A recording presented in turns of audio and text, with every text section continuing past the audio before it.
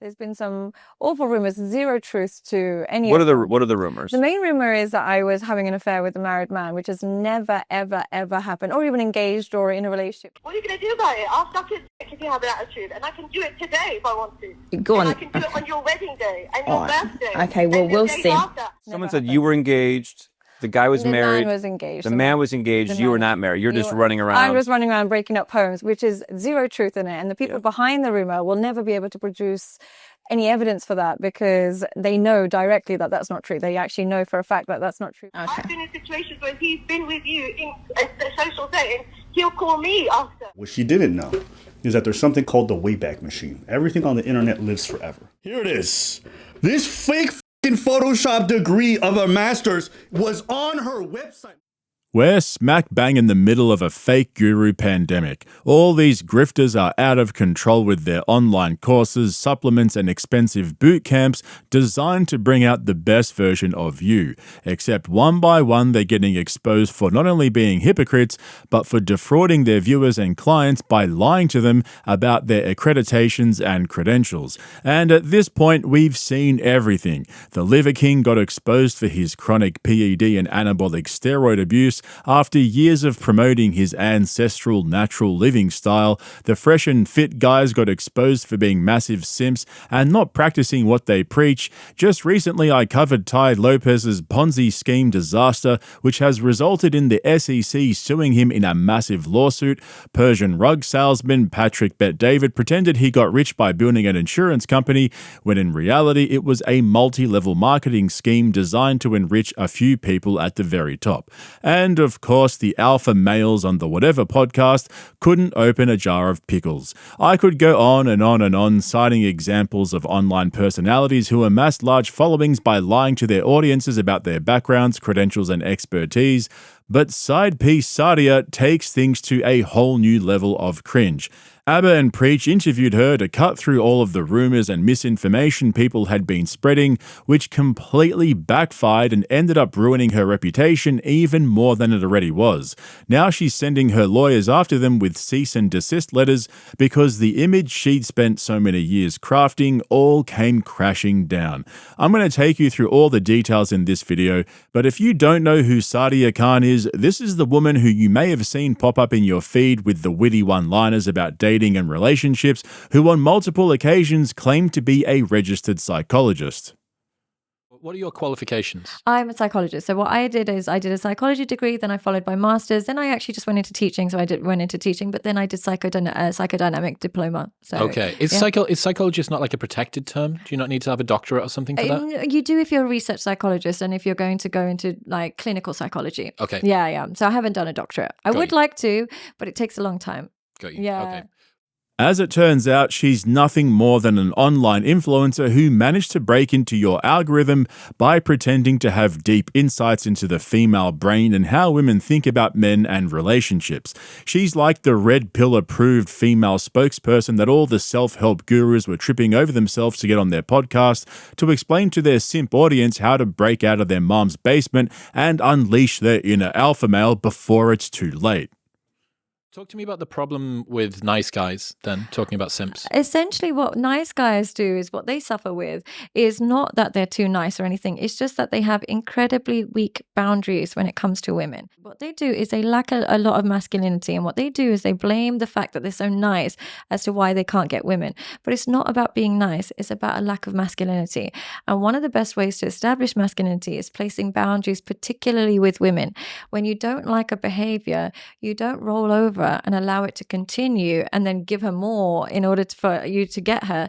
You set a boundary and you have a willingness to walk away. So what ends up happening is their nice nature becomes a reason for resentment because women don't like it. They actually feel angry when you're too nice to them because then they don't feel protected. They feel like you're weak. If you let a woman make all the decisions for you, she'll slowly start to hate you because she'll feel like she has to raise you and she'll lose respect for you. What we truly want is not a man that just is like chaotic. We just want a man who we can trust makes good decisions. He's not the nice guy. He's the one that we'll submit to. But the one that doesn't trust his own decision making and we have to do it and he comes across as being nice, essentially he's seen as weak. That is the most long-winded word salad to explain what women with daddy issues want I've ever seen. Stop being so nice. You've got to set boundaries and tell them what to do. Then they'll start calling you daddy. However, the difference between side piece Sadia and all the other fake gurus is that she brings the perspective of a high-value woman to the red pill community. Finally, we have a strong, independent, good-looking woman to tell us what to look for in other women. And what makes a high-value woman? I would say it's a bit, look, again, I know it's going to sound politically incorrect, but beauty is essential to be high value as a woman, not because I believe it, but because this is what men respond to. That means you stay on top of your weight to some extent. And that means you stay on top of your appearance. You dress as well as you can. You carry yourself well. But the main thing I would say to be a high value woman is, though you've got appearance and though you've got so many options when it comes to men, you reject more men than you accept. You have ability to reject attention. So high value women, you can't get them through, you can't buy them and you can't get them through just words. They have to be attracted to who you are as a human being. So if you are a man who's such a mess and you've got no self-control, you've got nothing going on in your life and you've got a beautiful woman, she's still not high value, because if she was truly high value, she wouldn't have selected you. This whole time, I've been doing it wrong. I've been wasting my time talking to all the cool chicks who were down to hang out with me. I should have been chasing after the ones who ignored me and didn't have any time for me. Unfortunately, as you've probably guessed by now, Sadia Khan is completely full of shit, because what she's been preaching for the last few years isn't based on her experience as a psychologist and years of study across multiple degrees. She's not a psychologist, and she's not a high-value woman either. She's a Dubai porta potty. Yep, a millionaire's side piece. The chick you message after midnight when your fiancé has gone to sleep and you're still wired from all the coke you've been doing all night. Like I said, Abba and Preach interviewed her after all the rumors had been swirling around for months, but instead of clearing her name, she ended up making things much, much worse. So now we move on to the cheater infidelity allegations. The one where she's a side piece. Who else has a side chick on this level? Gives them no stress. Told you I'm such a side chick. No way. No way. What are you going to do about it? I'll suck his dick if you have an attitude, and I can do it today if I want to. Go on. And I can do it on your wedding day and your birthday. Okay, well, and we'll the days see. After. Okay. I've been in situations where he's been with you in a social setting. He'll call me after. And then I ask her specifically about the voice message where she talks about sucking dick very aggressively. Screenshots and everything, we've actually traced it from Dubai police. They were able to give us the names. I worked with a particular person in 2021. I was in a relationship, but he was really, really into me. He used to always call me, always be like this. He was in a relationship as well. He was like a bit obsessed with me or whatever, but he wasn't in one relationship. He was in like 5, 6 different girls. He's a player like in Dubai, successful, those kind of people. And one girl called me and she was just like, oh, by the way, are you talking to this person? And I was just like, what are you talking about? No, I do not talk to him. And who are you to call me and ask him? Like, talk the whole, no, I don't have a memory of this conversation. I only did it when I started digging. So she doesn't have a memory of this conversation. But let me tell you more about it.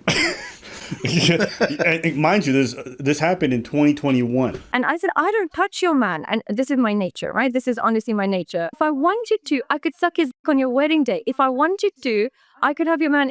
He's called me when he's in social situations saying, oh, you're so boring without you, blah, blah, this, that, and the other. So I was saying, if I wanted to, I could do all of this. But so just to be clear, in 2021, you didn't have a relationship with this person. You guys weren't. Never had a relationship with this person. Believe it or not, she's actually lying. Multiple text message combos came out between her and her sugar daddy, and can I just say, her dirty talk is fucking trash. I mean, if you're gonna call yourself a side piece, surely you've got more advanced dirty talk. Anyway, you'll see what I mean in a moment. But her explanation didn't make sense at all. Like I just said, there's much more out there than just that voice recording, but why would she threaten that chick by saying she could do it on her wedding day? That's an oddly specific thing to mention in the heat of the moment like that when you're supposedly just putting another one of his side pieces in her place. Seriously though, how many side pieces does this guy have? And let's get off our high horses for a minute here and stop pretending that we're all morally superior to side piece Sadia. Somebody's got to do it. I get it. But we're talking about a high value woman here, a professional psychologist who sells herself as a dating and relationship expert. I'm gonna show y'all these nasty, raunchy screenshots that might turn you on, but also make you disgusted. The best kind of erection. I'm gonna show y'all these screenshots. Why? Y'all can see how your favorite dating coach really be out here in these streets. God damn. But yeah, we can have sex on Saturday. Shut up, man. Have fun. See you soon, gorgeous. You owe me dick, by the way. Coming to give it to you. Wait there. I'm waiting. But let's aim for not going back, though. You never left. No, babe. You never left. Nah, I'm getting you pregnant. Might as well. Not looking after it, though. What could go wrong except everything? So this is her, her setting up meetups with the guy. So this is not just her sending angry messages to piss the lady off for insulting her. This is her setting up dates. Yeah. And then this is where the Arab guy's like, I want to lick your vagine. She's like, stay awake, I'll be home soon. So she's a side chick, very excited to be so. Yeah, that's some cringe-level sexting right there. I think I just vomited in my mouth a little bit. I think I preferred her yelling at his fiancée on the phone. By now, though, it should be obvious to you that side piece Sadia is a compulsive liar who doesn't practice what she preaches. She's not a high-value woman by any stretch of the imagination. She's just another clout-chasing influencer who says all the right things on camera, but behind closed doors, she's nasty as fuck. But so far, you couldn't exactly accuse her of fraud. Sure, she's a massive hypocrite who got caught out and then doubled and tripled down on the lie, even though all the text messages and voice recordings are out there for everyone to see. That's not fraud, that's just being a lying piece of shit with no moral compass or capacity for accountability. I can live with that, it's not exactly my problem. Except to make things even worse, it turns out that she's not even a professional psychologist. Yep, side piece Sadia lied about that too.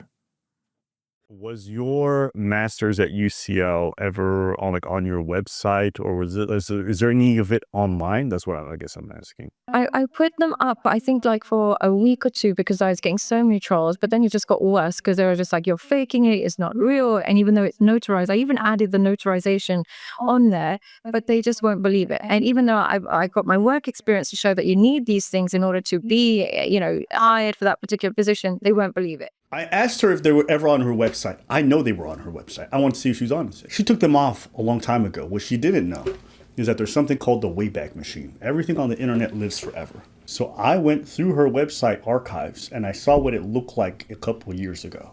And I found what she had. Look at this, bro.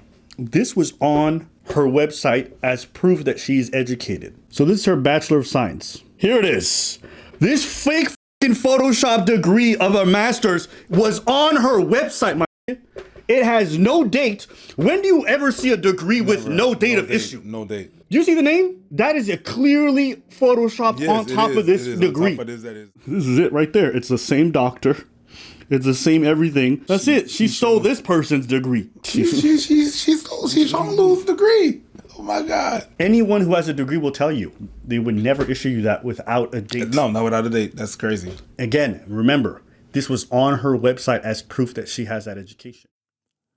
It turns out that being a side piece is the least of her problems. Now she's allegedly committed fraud by faking her university degrees to gain a financial and professional advantage. Yep, that's an actual crime. Now she's moved into proper fake guru territory, and this is where everything falls apart, because now people are sliding into her DMs accusing her of being fake and scamming her clients because she's not qualified to be counseling them and selling herself as a professional psychologist. And instead of ignoring them and addressing the situation professionally, she has a full-on meltdown and completely crashes out.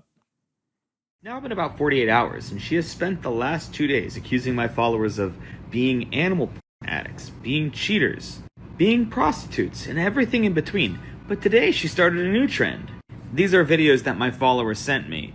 This person left a comment on her page, and she tried to call them via audio 4 or 5 times. And then when they wouldn't pick up, she left the threatening message that you'll see scroll by here: pick up, or I'm gonna post your address online. And here's another one from another one of my following. Pick up, don't be scared. Don't be scared, pick up, calling over and over and over and over again. I asked her, is this kind of behavior becoming of a therapist? I would just say that in general, just because as somebody's a surgeon doesn't mean that outside of their work they have to cut people's bodies open. My girl. I agree. I do agree that it's not great conduct. And I got a really bad temper on me. So, and which is something I definitely have learned my lesson not to bother doing. But I just see it as like, if you're not my client, why do you get my service? My service is a therapist. You're not paying for this service. Right. But to my understanding as psychologists, there is still a code of conduct. And so even if you're off the job, there's probably certain behaviors that they would say is unbecoming of people in that profession. And then thus, like, based off of like the job that you're trying to engage in, there shouldn't be things that you would engage in. If someone is a psychologist or they hold these fields, and if they're behaving a certain way online, that would be something that would cause losing their license. You're not a bus driver, you know. I do. Overall, I completely agree. There's no point in me defending it, because I completely agree. It's something I've been told for years. But I have this, and this is 100% my nature. You can ask my husband, who's right here. I can't, and because I've been bullied so much my whole life. Again, always a victim. And she says she has an anger problem and what else other stuff. Like, ma'am, you're a therapist. You can't afford therapy. All the connects, all the contacts to do something about that, my girl. And I'll have you know, after this call was done, she went right back to shitting on people nonstop. Hold up. She's married? Throughout the whole interview with ABBA and Preach, her husband was right there in the room with her.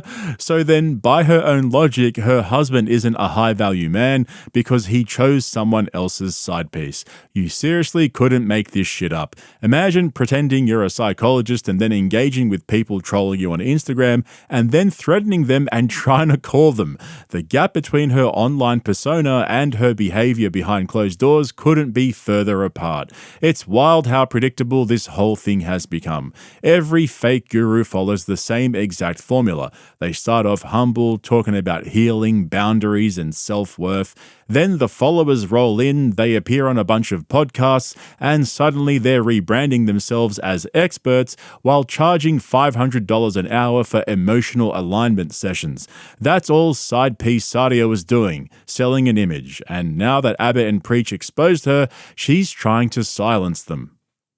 Sadia decided to send us a threatening lawyer. Okay?